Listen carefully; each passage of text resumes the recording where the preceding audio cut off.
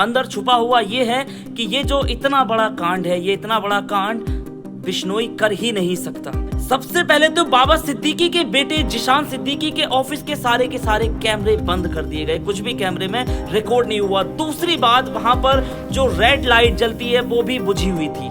तीसरी बात, वहां पर जो उनके साथ में 4 के 4 पुलिस वाले थे, उसमें से 3 पुलिस वाले उसी वक्त फरार हो गए, खाना खाने के लिए या कुछ और खाने पीने के लिए चले गए।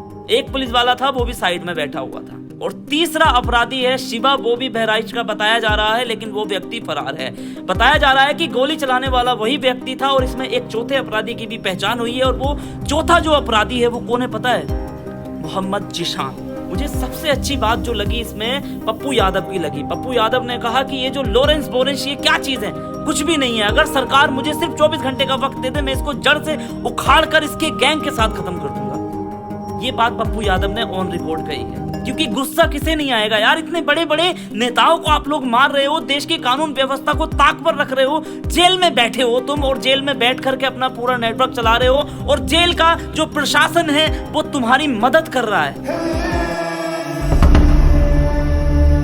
बाबा सिद्दीकी की मौत के बाद कुछ ऐसे सवाल जो इंसान को सोचने पर मजबूर कर रहे हैं। सबसे पहली बात कि एक व्यक्ति जो जेल में बैठा है वो इतनी बड़ी बड़ी हाई प्रोफाइल जैसी हस्तियों को मरवा कैसे रहा है। दूसरा सबसे बड़ा सवाल यह है कि बाबा सिद्दीकी को ही लॉरेंस बिश्नोई ने अपना निशाना क्यों बनाया। तीसरा सबसे बड़ा सवाल उठता है गुजरात जेल के प्रशासन पर। लॉरेंस बिश्नोई गुजरात की साबरमती जेल के अंदर बंद है, उसके बाद भी उसका पूरा का पूरा नेटवर्क चल कैसे रहा है। और चौथा सबसे बड़ा सवाल यह है कि क्या बाबा सिद्दीकी की हत्या कराने में लॉरेंस बिश्नोई का ही हाथ है। तो इस बात को सबसे पहले जान लीजिएगा। 3 सबसे बड़ी बड़ी प्रोफाइल हैं जिनकी हत्या होती है।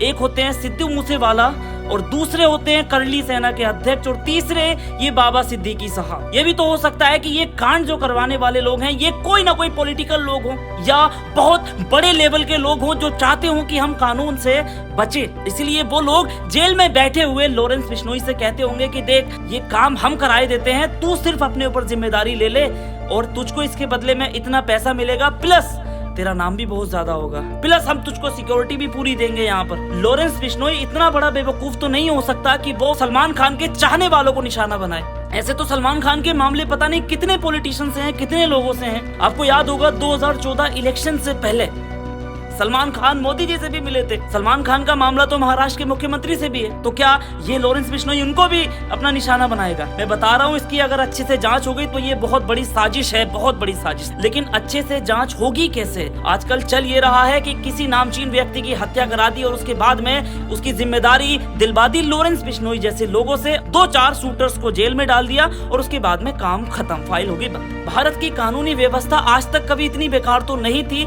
जो कि अब इतनी बेकार क्यों हो रही है। जैसे अतीक अहमद और उनके भाई को मार दिया गया। अब ये जान लेते हैं कि सलमान खान के ही पीछे ये बिश्नोई क्यों पड़ रहा है। सलमान खान के पीछे बिश्नोई इसलिए पड़ा है क्योंकि बात है 1998 की और 1998 में फिल्म की शूटिंग चल रही थी हम साथ साथ हैं। उस वक्त सैफ अली खान थे, सोनाली बेंद्रा, 2-3 लोग और थे, ठीक से ध्यान नहीं है। तब उस वक्त सलमान खान के ऊपर एक मुकदमा दर्ज होता है कि सलमान खान ने काले हिरण का शिकार किया है और बिश्नोई समाज में काले हिरण को पूजनीय माना जाता है। और तो और बिश्नोई समाज के लोग हर जानवर के प्रति अपनी बड़ी अच्छी श्रद्धा रखते हैं और इसी मामले में सलमान खान को पीछे 5 साल की सजा भी हो चुकी है। उसके बाद लॉरेंस बिश्नोई सलमान खान से एक बात कहता है कि देखो ऐसा है, तुम पहले हमारे मंदिर में आओ, वहां पर आकर के हमारे लोगों से तुम माफी मांग लो कि भाई ये मुझसे गलती हुई है, उसके बाद हम तुमको माफ कर देंगे, तुम्हारा पीछा छोड़ देंगे। लेकिन भाई एक तरफ तो लॉरेंस बिश्नोई है, दूसरी तरफ है सलमान खान। अब जरा बाबा सिद्दीकी साहब की बात कर लेते हैं। बाबा सिद्दीकी साहब को 15 दिन पहले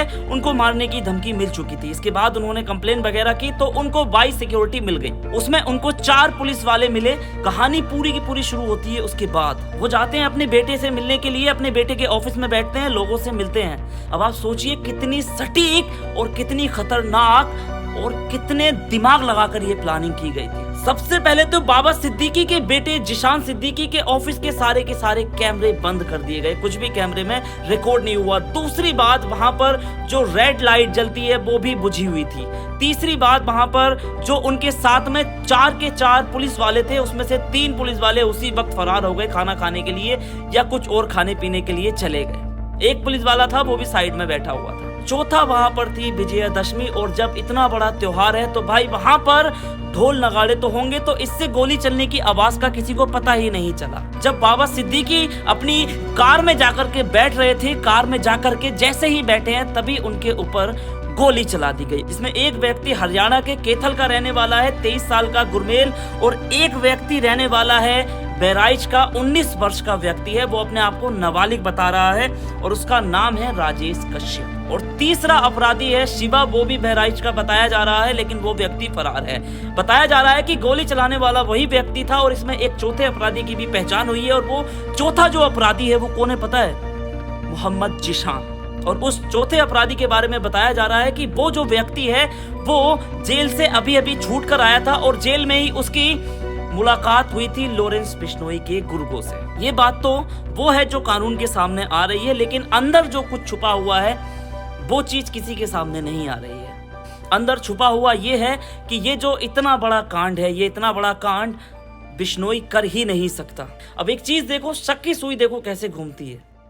एक स्लम एरिया है मुंबई में, उसका रीडेवलपमेंट का काम चल रहा था, और उसके विरोध में थे बाबा सिद्दीकी साहब। और जो व्यक्ति रीडेवलपमेंट का काम करा रहा था वो व्यक्ति बहुत बड़ी और ऊंची पोस्ट वाला व्यक्ति है। ऊंची पोस्ट का मतलब वो कोई अधिकारी नहीं है, बल्कि उसकी जो पोस्ट है वो बहुत ऊपर लेवल तक है। तो इसमें बताया जा रहा है कि कहीं ना कहीं हो सकता है कि उस चीज का भी हाथ हो।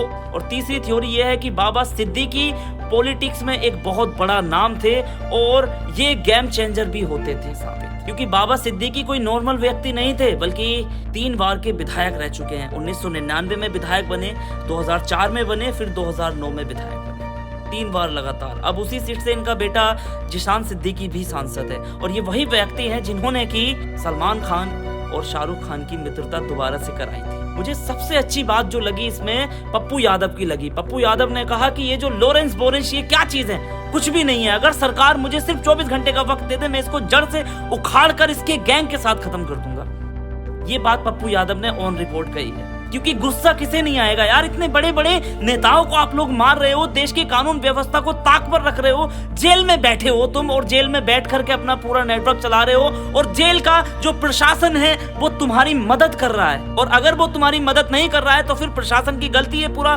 प्रशासन फिर इसमें सस्पेंड होना चाहिए जेल का।